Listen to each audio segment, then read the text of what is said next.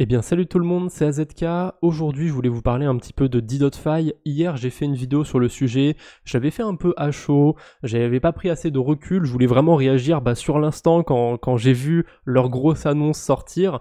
Là j'ai pris un peu plus de recul, je me suis dit que ce serait une bonne idée de supprimer l'ancienne et refaire une vidéo vraiment avec tous les éléments pour que vous ne soyez pas influencé soit d'une part négative, soit d'une part positive autour du projet. Voilà, vous avez tous les éléments, enfin en tout cas tous ceux que j'ai réussi à glaner, comme ça vous ferez votre propre avis avec cette base.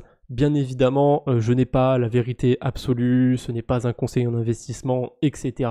Je suis pas payé par D.Fi. On va en parler déjà de cette grosse annonce qu'ils ont fait. Cette grosse annonce, c'était tout simplement la prévente du token DeFi, donc voilà, le token du projet. Bon, pourquoi pas faire une prévente, j'ai déjà vu des projets de DeFi en faire, pourquoi pas. Cependant, ils ont fait une grosse campagne marketing, ils avaient des partenariats notamment avec Journal du Coin, etc. Et ils n'ont pas prévenu notamment au Journal du Coin que cette grosse annonce c'était une prévente. Moi honnêtement, en voyant tous ces posts et tout, je m'attendais à un airdrop, je m'attendais à quelque chose, je m'attendais pas du tout à une prévente. Bon, pourquoi pas. Le souci c'est que en France, c'est interdit de faire la pub pour une ICO si le projet n'est pas PSAN. Spoiler, le projet n'est pas PSAN. Donc Journal du Coin, ils peuvent pas garder ce partenariat. Voilà, ils ont fait un communiqué public pour dire qu'ils suspendaient le partenariat. Cryptomatrix a réagi aussi, mais je peux pas vous montrer le post parce que je suis bloqué sur Twitter par Cryptomatrix. Bref, ça c'est un autre sujet, c'est juste un bot qu'il avait fait qui m'a bloqué, c'est pas grave. Tant pis, c'est la vie. C'est pas pour autant que j'aime pas Cryptomatrix, mais bon, c'est dommage, j'ai pas accès à cette source, je peux pas vous le montrer, mais allez voir le compte de Cryptomatrix, il l'a annoncé aussi, il l'avait retweeté Journal du Coin. Bref, déjà ce premier point, c'est pas terrible. Deuxième point, par rapport à cette prévente, ça bide un peu honnêtement. Alors il y a un système de palier, c'est-à-dire qu'au début il y avait un palier à 1 million de dollars, là il est terminé, maintenant on a un palier à 1 500 000 dollars, on a le prix du token qui augmente, à chaque palier le token il est de plus en plus cher. Il y avait des projets qui avaient fait ça dans le passé, je sais pas si ça avait si bien marché que ça. Il y avait Morpheus Network, je crois, qui avait fait ça, mais je crois que pour eux ça avait plutôt bien marché. À vérifier, je suis pas du tout, moi je participe pas d'habitude à ces préventes, à part quand c'est un projet dans la DeFi ou quoi que j'aime bien. J'en avais parlé récemment pour Overnight ou pour Pika Protocol, c'était pas sponsorisé, moi j'en avais juste parlé parce que j'avais vu passer la prévente, pourquoi pas. Mais là, le fait d'avoir fait une grosse campagne marketing et d'avoir levé que 1,15 million de dollars pour l'instant, ça fait pas encore un jour, mais ça fait pas loin d'un jour que ça a été lancé, c'est très faible, c'est ridicule. Pour comparaison, un projet dont j'ai parlé de la pre-sale, c'était Pika, j'avais suivi un petit peu les news par rapport à ça.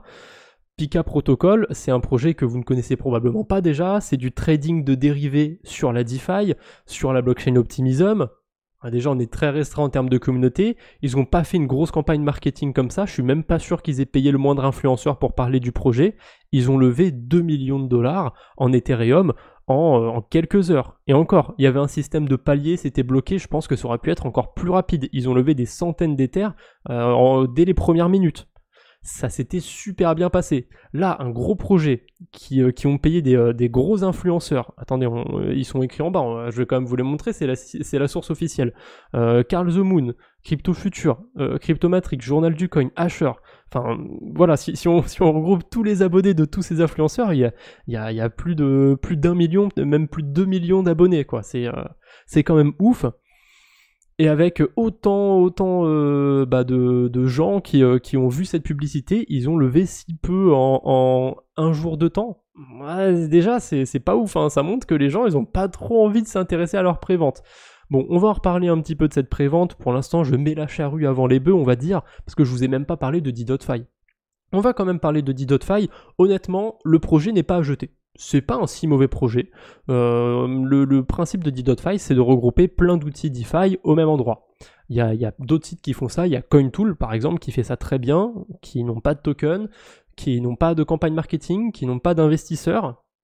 Déjà, vous voyez un petit peu où je veux en venir, vous avez l'idée, mais voilà, il y a CoinTool, il y a plein d'outils en fait. Il y a plein de sites qui existent pour avoir des outils sur la DeFi, c'est pas nouveau. Mais le fait de regrouper certains trucs, là déjà on a moins de choses qui existent. Moi je vous cite CoinTool, mais en vrai il n'y a pas beaucoup d'outils comme CoinTool et D.Fi. Donc c'est pas une si mauvaise idée. On peut avoir un suivi de portefeuille, mais il n'est pas du tout efficace. Moi j'ai pas mal de cryptos déposés sur des protocoles de DeFi. Vous voyez qu'il me retrouve $640 de suivi, il me retrouve mes cryptos sur Balancer, sur Bifi.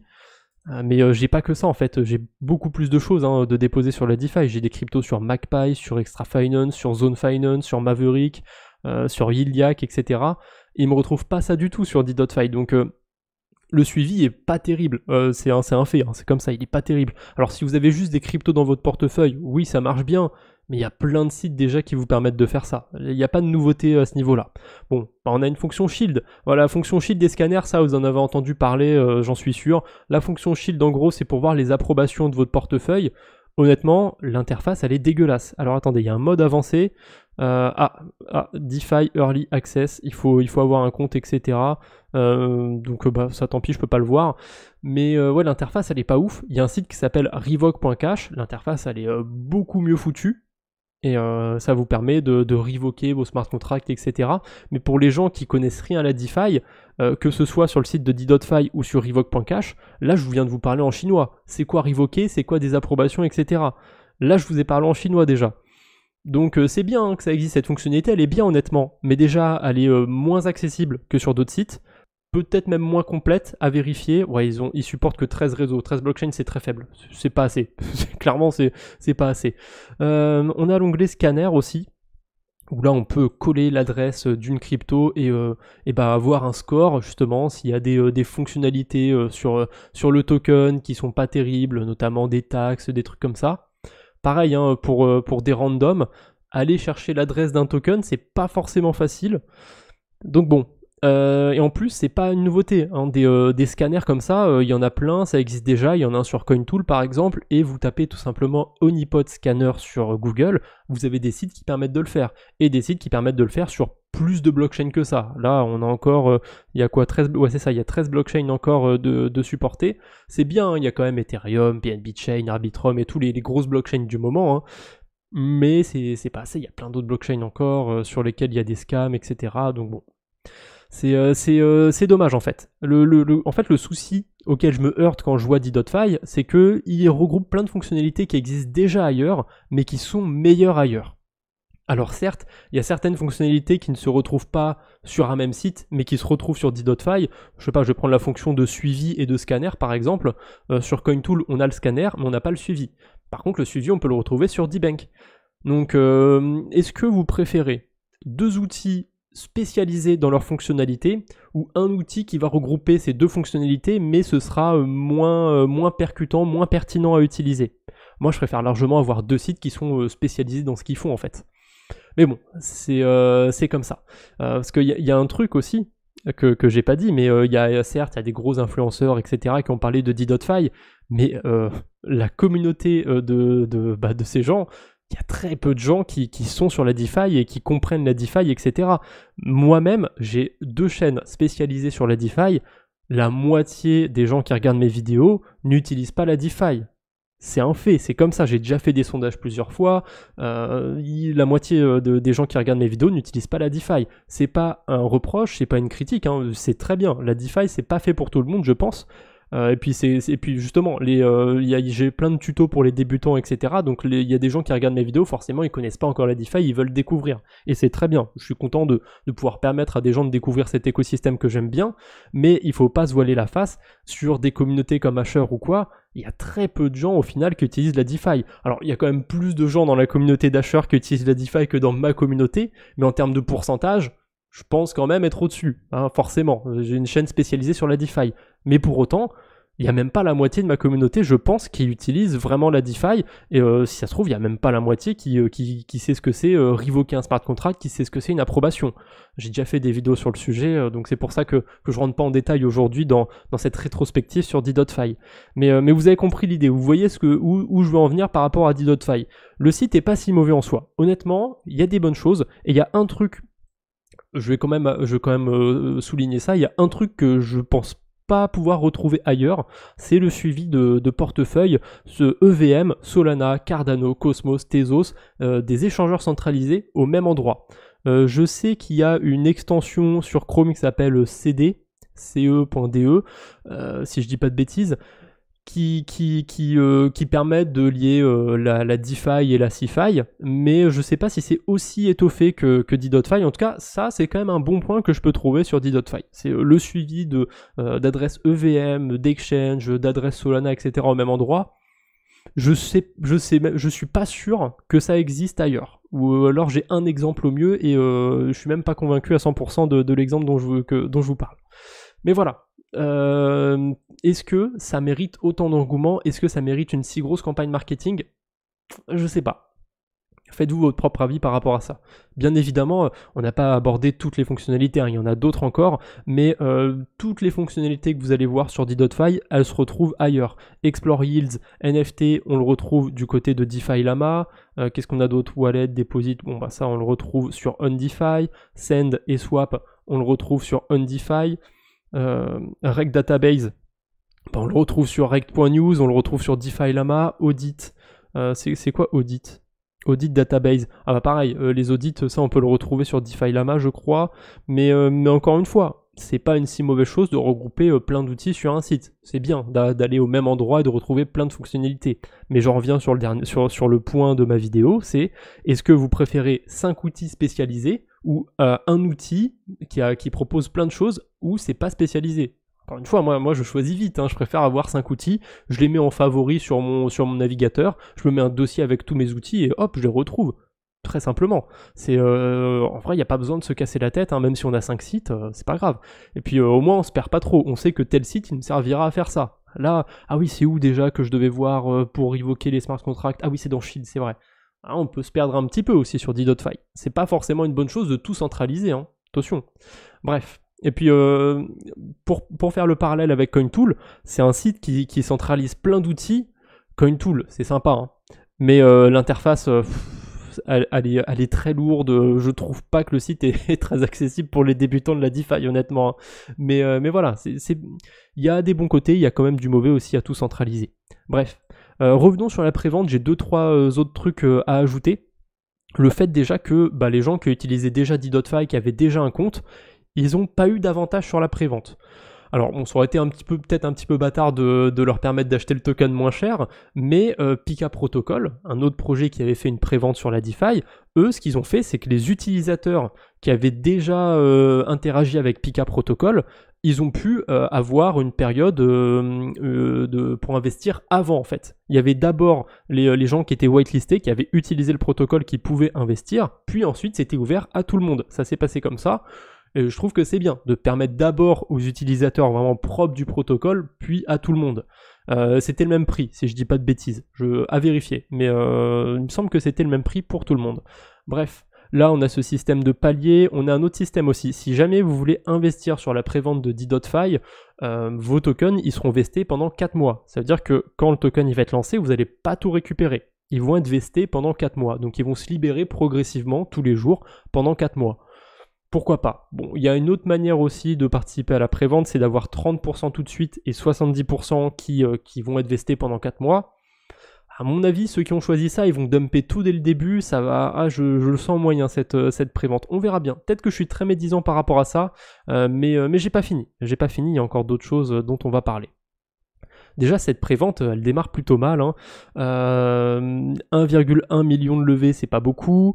Et il y a quelqu'un qui a fait un thread sur Twitter. Je vous laisserai aller lire un peu plus parce que la vidéo, elle va déjà être longue. Je vais pas non plus trop m'attarder.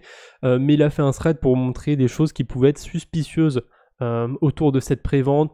Potentiellement des D.Fi qui ont utilisé eux-mêmes des fonds, des adresses pour participer à la prévente, parce qu'on retrouve notamment des adresses qui utilisent exactement la même quantité d'Ether, qui achètent au même moment, une adresse qui était inactive pendant 2 ans et d'un coup elle participe juste à la prévente de D.Fi. C'est vrai que ça généralement ça fait penser à des gens qui travaillent chez D.Fi. Pourquoi pas. Il y a aussi le côté de cette grosse campagne de marketing. Ouais, je sais pas. Je vous laisserai ce thread en complément dans la description si ça vous intéresse. Là, on va aller faire un point un peu sur les tokenomics. Les tokenomics, c'est très important. Je vous en ai parlé sur la chaîne principale récemment, il y a Celestia qui va faire un airdrop et j'avais fait une vidéo pour estimer en fait le prix du token. Donc c'est un petit peu de la boule magique, mais pas à 100%. Parce que je me base sur des faits, sur les tokenomics. Combien il y aura de tokens en circulation, à combien le projet est préévalué, etc. Alors, est-ce qu'on a ces données sur le site de D.Fi? Non, on les a pas. On peut descendre tout en bas du site. Alors vraiment, ils les ont mis tout en bas. Moi, les tokenomics, je les aurais mis juste en dessous de la prévente. Voilà. Bref, ils les ont mis tout en bas. Avant de mettre les tokenomics, ils ont mis les investisseurs, machin truc. Et tout en bas, les tokenomics, et c'est vide. Alors, on va regarder un petit peu ces tokenomics. Il y a 3% réservés aux early adopters et aux supporters. Pour moi, ces 3% de tokens, c'est ce qui va aller à la prévente, tout simplement. Bon, peut-être que ce sera moins que ça.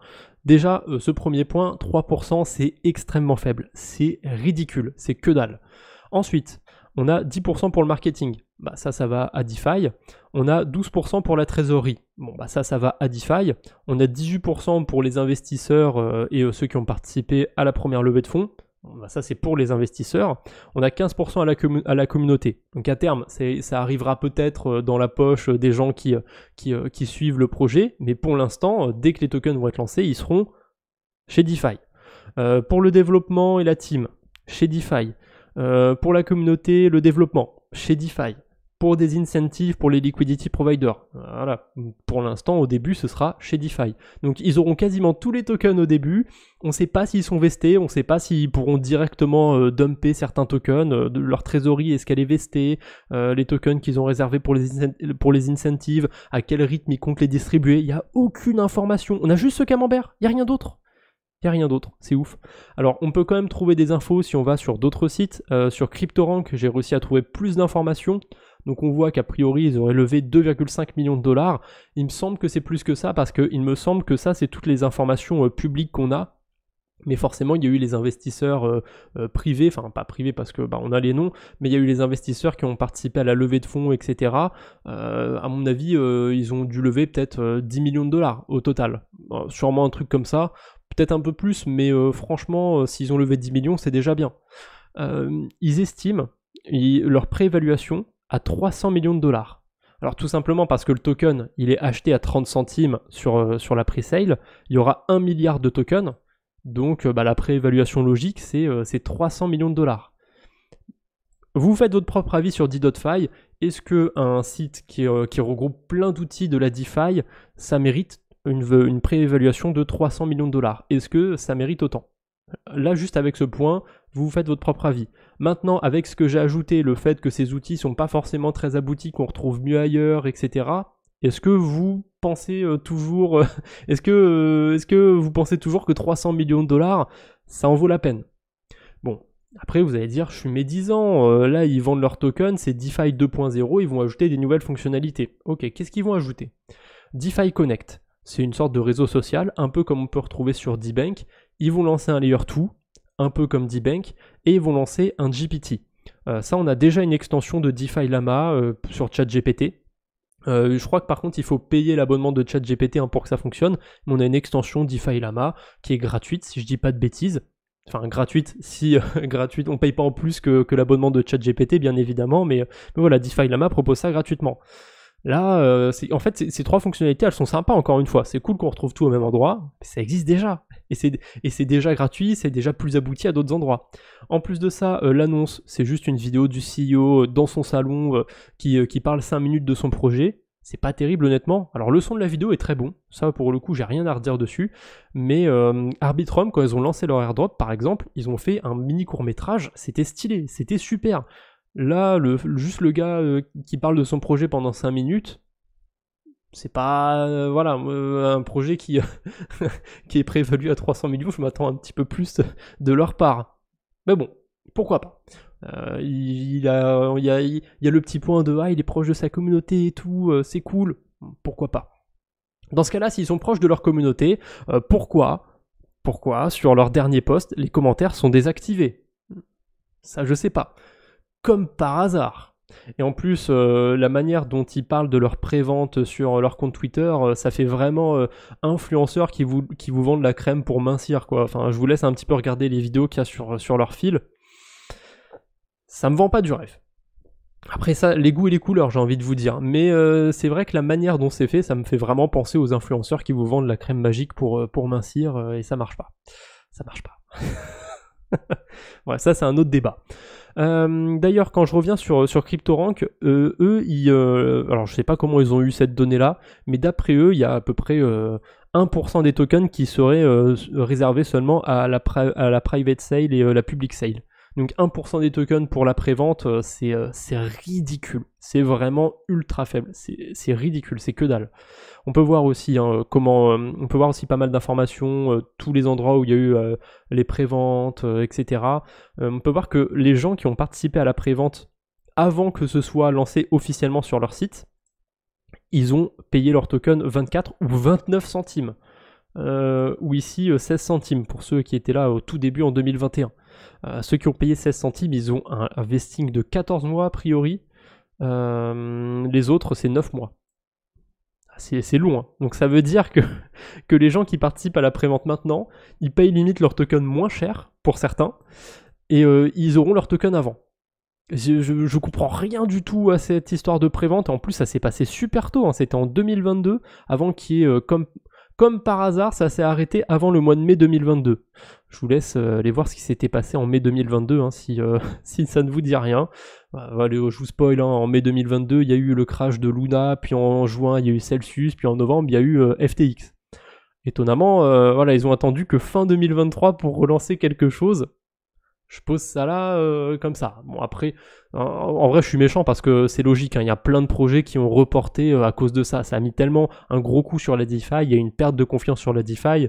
C'est méchant de leur reprocher ça. J'avoue, là, pour le coup, c'est méchant de ma part. Mais c'est un fait quand même. Ils ont rien fait comme par hasard pile à ce moment-là. Ça s'y prêtait pas, mais bon, ils avaient l'air d'être bien lancés et tout, et ils ont tout arrêté d'un coup, c'est dommage. Dernier point que j'ai pas abordé.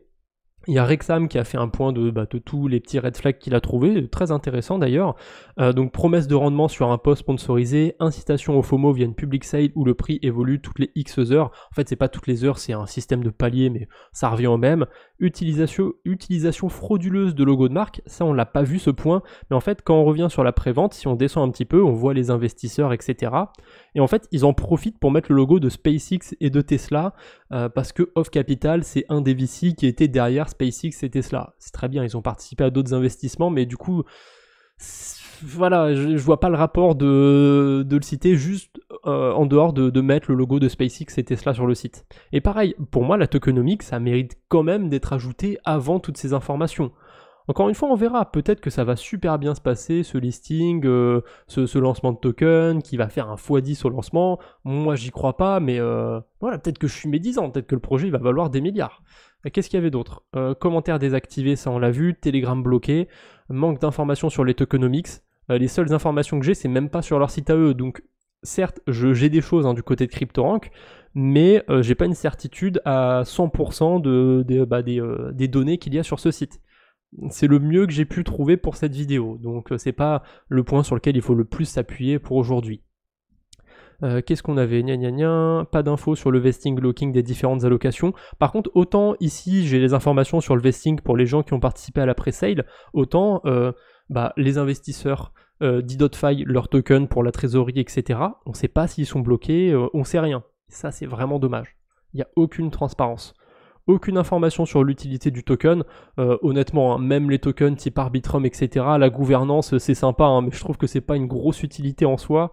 Donc, à quoi il servirait le token de D.Fi, je vois pas trop. Hein. À part un système de premium.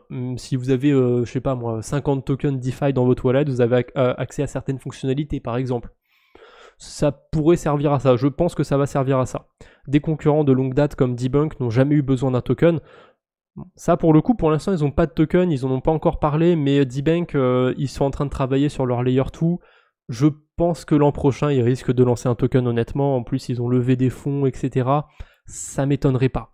Par contre, D-Bank, je serais très choqué qu'ils fassent une pré-vente comme ça, un peu comme D.Fi. Je les critiquerai tout autant hein, s'ils le font. Mais pour l'instant, voilà, pas de token, pas d'annonce, on verra bien. Surévaluation grotesque du token, 300 millions de dollars de fully diluted value au cours actuel de l'ICO. C'est la meilleure source que j'ai réussi à trouver aussi du côté de CryptoRank. C'est pas écrit officiellement sur le site de D.Fi qu'il y aura 1 milliard de tokens, ou en tout cas j'ai pas trouvé. Ouais, mais oui, si c'est bien la fully diluted value, c'est trop élevé. 300 millions de dollars, ça les vaut pas du tout pour le projet. N'a pas prévenu certains de leurs partenaires d'un lancement de token, et ça, c'est vraiment grave. Il y a sûrement d'autres encore, red flag, etc. Mais voilà, je pense que cette vidéo, elle vous aura donné quand même pas mal de pistes pour évaluer un petit peu cette prévente. Qu'est-ce que vous en pensez?